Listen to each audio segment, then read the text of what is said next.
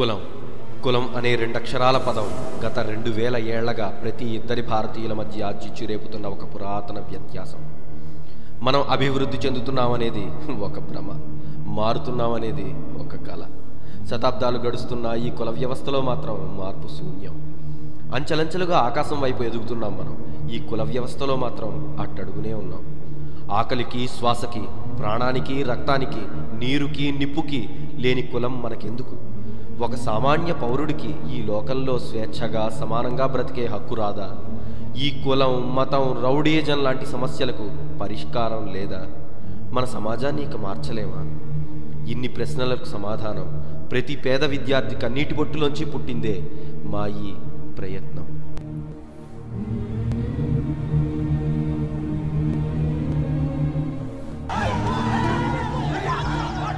ఆగండి friends, please, నేను చెప్పేది ఒకసారి వినండి. ఒక మంచి పని చేయాలని అందరూ అనుకుంటారు, కానీ దాన్ని కొందరు మాత్రమే ఆచరణలో పెడతారు.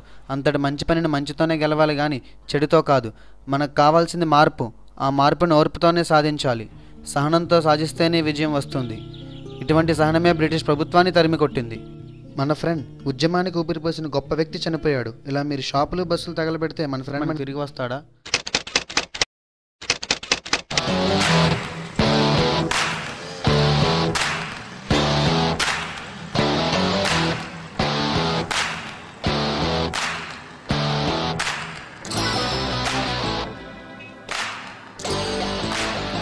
శ్రీను, కంగ్రాట్స్ రా.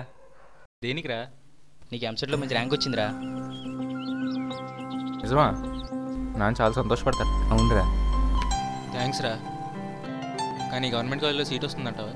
అవన్నీ ఇప్పుడు ఎందుకు, ముందు బండెక్కు.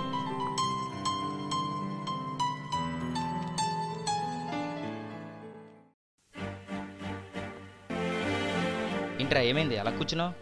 నాకు గవర్నమెంట్ కాలేజ్లో సీట్ రాలేదురా. డబ్బు బాగా ఖర్చు అవుతుందేమో. ఇంకా కాదులేరా, నువ్వేం భయపడకు. జాగ్రత్త చదువుకోరా, నాన్న పేరు నిలబెట్టరా, సరేనా? జాగ్రత్తరా.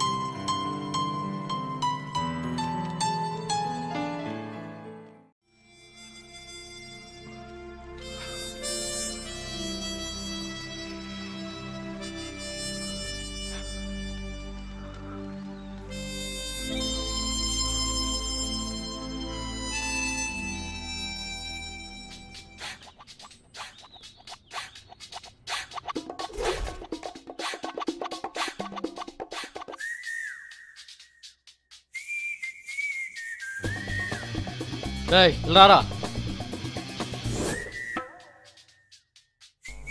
ఎవర్రా మీది? రాయవరం సార్. చూడడానికి అలాగే ఉన్నావు. బటన్ పెట్టరా. ఆ ఫోల్డింగ్స్ తీవే. జబ్బులో డబ్బులు వెళ్తున్నాయిరా?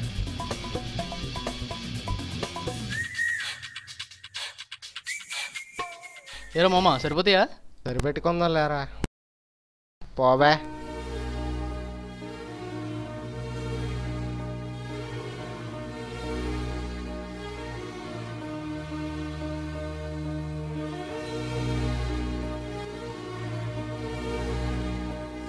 హలో సలీం, నేను సీనుండా. బాగున్నావా? నేనా? బాగున్నారా? ఏం లేదురా, ఎగ్జామ్ స్టార్ట్ అవుతున్నాయి. సెమిస్టర్ ఫీజు కట్టాలి. నాన్నకు కాస్త చెప్పరా, చాలా అర్జెంట్ రా. సరే, జాగ్రత్త రా. ఉంటాను మరి. బాయ్.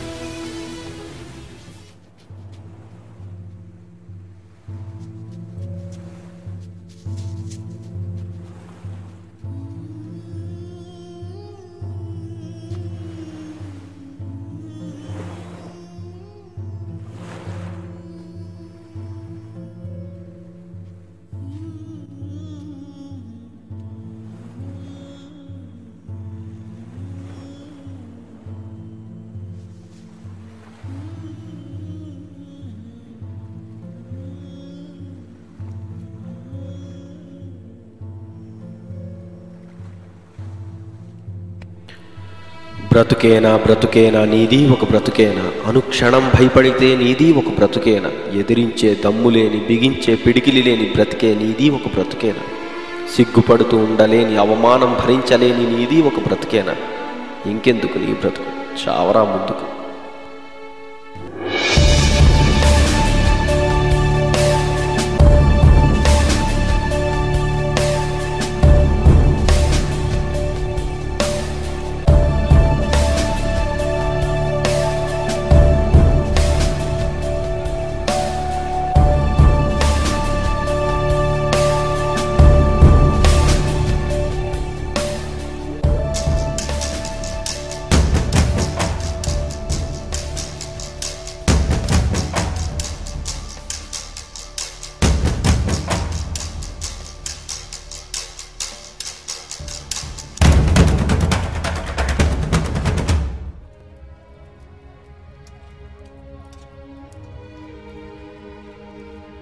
ఇలా ఉన్నావు, నువ్వు అలా ఉండకరా, బాధపడకరా, మనం ఏం చేయగలం చెప్పు.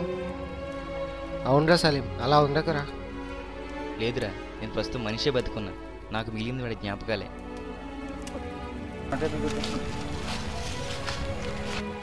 రే ఏంట్రా అలా అంటావు, మేమందరం ఉన్నాం కదా, బాధపడకు, మర్చిపోరా. ఏంట్రా ఏమన్నావు? మర్చిపోవడమా? అదని తేలిగ్గా మర్చి విషయం కాదురా. సీను పడిన ప్రతి బాధ నాకు గుర్తొస్తుంది. వాడు పడిన బాధ ఇంకెవడూ పడకూడదు. దానికోసం ఏదైనా చేస్తా. రే నువ్వు ఆవేశపడకురా. ఆవేశం కాదురా, ఆవేదన. శ్రీనుగాడు చనిపోవడం ముఖ్య కారణం ఏంటో తెలుసా? రిజర్వేషన్. రిజర్వేషనా? రిజర్వేషన్ వాళ్ళు చనిపోవడం ఏంట్రా? నేను ఆ రోజు సీన్గా డైరీ చదివాను. ఎంసెట్లో మంచి ర్యాంక్ వచ్చిన రిజర్వేషన్ లేక గవర్నమెంట్ కాలేజ్ సీట్ రాలేదు. స్కాలర్షిప్ రాక నరకయాతన అనిపించాడు. అందుకే వాడు చనిపోయే ముందు ఈ రిజర్వేషన్ పద్ధతి తీసేయాలని, ప్రతి విద్యార్థి కేవలం క్యాస్ట్ ద్వారా కాకుండా ఇన్కమ్ వల్లనే సీట్లు ఉద్యోగాలు కల్పించాలని వాడి డైరీలు రాసుకొని చనిపోయాడు. అందుకే ఈ రిజర్వేషన్ తీయించేస్తా. పిచ్చారా నీకు? రిజర్వేషన్ అనేది 60 ఏళ్ల క్రితమే రాజ్యాంగంలో రాసుకున్నారు. దాన్ని మార్చడం చాలా కష్టం. ఇప్పటిదాకా 294 సార్లు మార్చిన రాజ్యాంగాన్ని ఈ ఒక్కసారికే మారిస్తే ఏం కాదురా. ఒక వ్యవస్థను మార్చడానికి ఒక వ్యవస్థే కావాలి, ఒక వ్యక్తి సరిపోడరా. ఇది మన వల్ల అయ్యే పని కాదు. ఈ ఒక్కసారి నా తోడుండండి రా.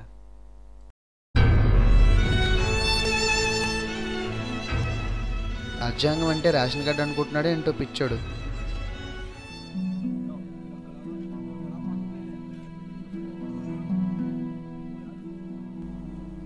ఏరా అంచెరాగా ఉన్నారు ఇద్దరు.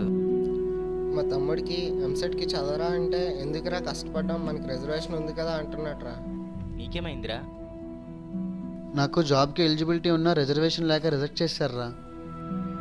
అప్పటికంటరా చూసారా ఈ రిజర్వేషన్లో జనాలు ఎంతలా సోమరపోతులా తయారవుతున్నారో. మనలాంటి వాళ్ళకి ఈ విషయంలో అన్యాయం జరుగుతుందిరా. అవునరా, ఇది మారాలరా.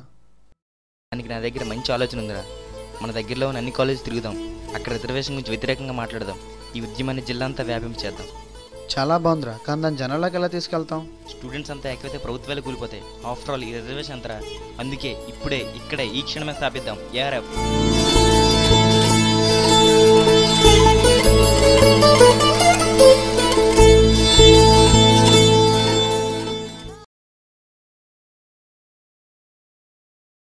ఎన్నో సమస్యల కోసం పోరాడం. మొదటిసారి రిజర్వేషన్ వ్యతిరేకత కోసం పోరాడుతున్నాం. ముగింపు మీతో కలిసి మనందరం సాధిద్దాం. అంటరానితనం ఉండేది, కానీ ఇది ఇప్పటికీ కొనసాగుతుందంటే కారణం రిజర్వేషన్.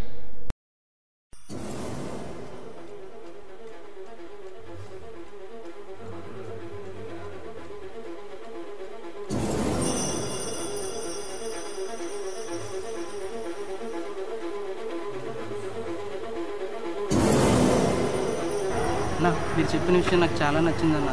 రాజ్యాలే పోయినా రాజ్యాంగాలే మారినా ఈ రిజర్వేషన్ల కోసం కొట్టుకు చేస్తున్న ఈ జనాలు చూసి విసిగిపోయానన్న. నేను కూడా మీ ఏఆర్ఎఫ్తో పోరాడుతానన్న. ఏఆర్ఎఫ్.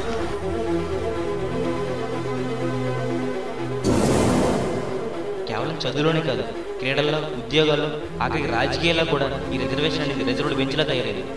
అందులో నుంచి అన్నిటికీ రిజర్వేషన్ అన్న పద్ధతిని మారుద్దాం. భారతదేశ భవిష్యత్తుని మార్చి చూపిద్దాం.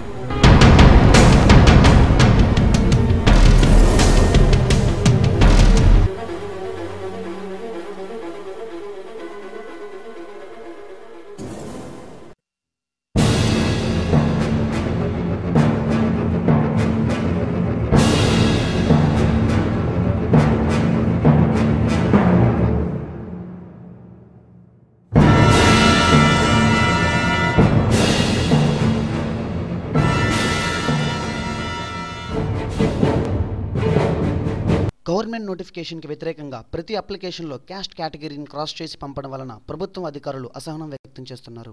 ఒక చిన్న జిల్లా నుంచి మొదలైన ఏఆర్ఎఫ్ ఇప్పుడు రాష్ట్రం అంతా చాప కింద నీరులో వ్యాపిస్తుంది.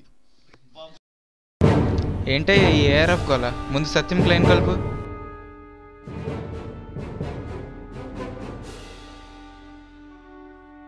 బాబు సత్యం, ఏంటయ్యా టీవీలో హడావిడి? ఈ ఏఆర్ఎఫ్ గోల ఏంటి? అసలు ఏం చేస్తున్నారయ్యా మీరంతా? సార్ మీరేం పరేషాన్ అవ్వకండి సార్. పిల్లకలు కదా కాస్త తోకలు జాడిస్తారు.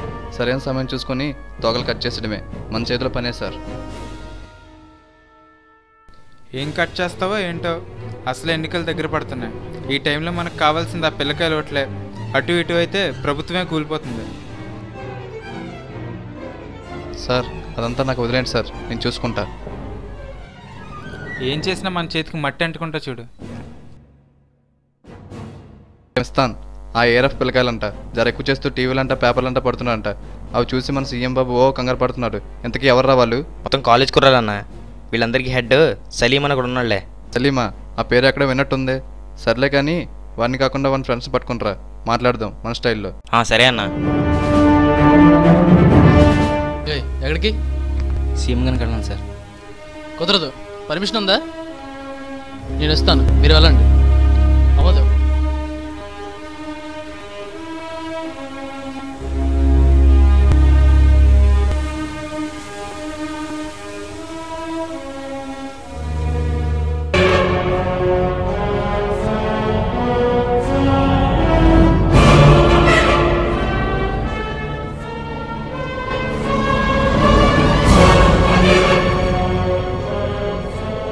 అండి బాబు.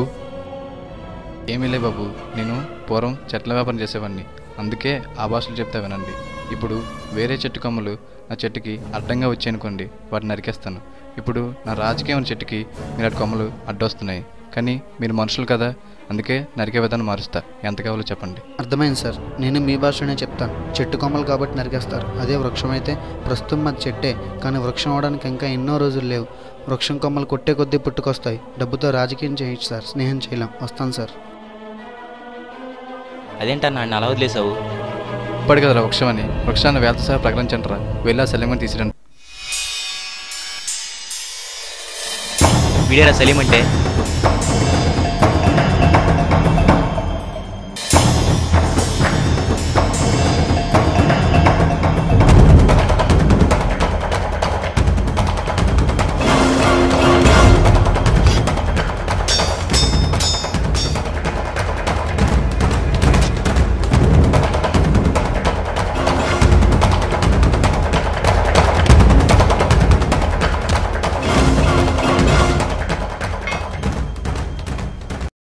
ఈ ఒక్క మంచి పని చేయండి సార్.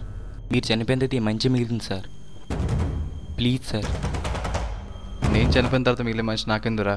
కత్తి పట్టేవాడు కత్తి పట్టాలి, నాగలు పట్టేవాడు నాగలు పట్టాలి, కానీ ప్రతివాడు పెన్ను పట్టాలనుకుంటే మా కాళ్ళు పడతారా? వేసాను వాడిని.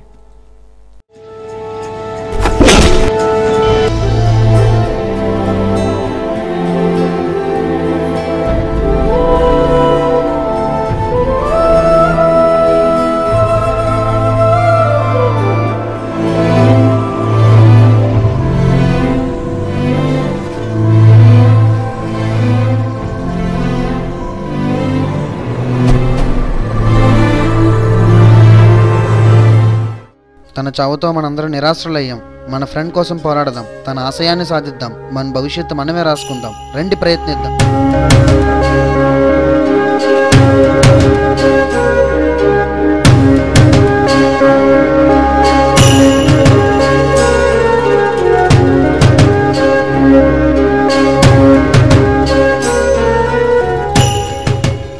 చూశారుగా మా ఈ ప్రయత్నం.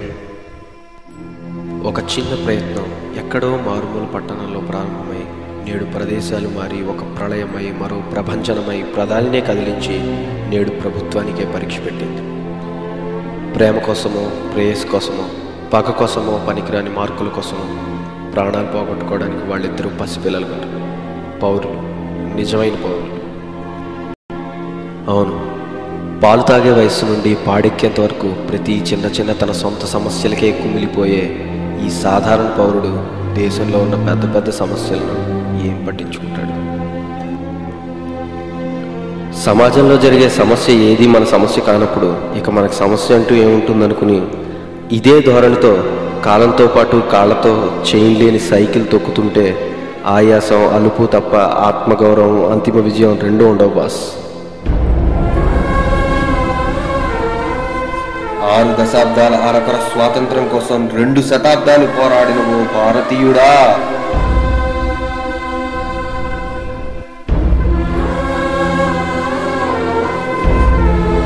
60 శతాబ్దాల కాలం నాటి ఈ కులం అనే రోగంతో మలమలా మాడుతున్న ఈ రోగికి అసలైన స్వాతంత్రం ఎప్పుడయ్యా?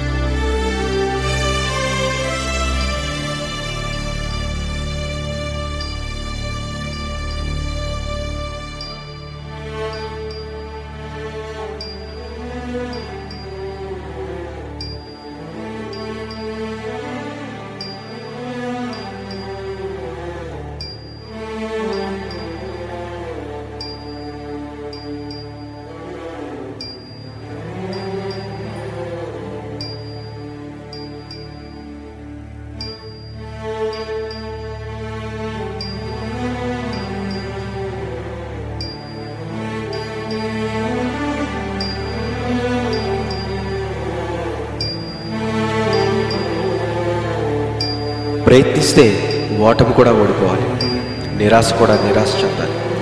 అలాంటి ప్రయత్నమే మేం చేస్తున్నాం. ఫలితం మీ నుండి ఆశిస్తున్నాం. జై హింద్. ఇట్లు మీ ప్రయత్నం టీం.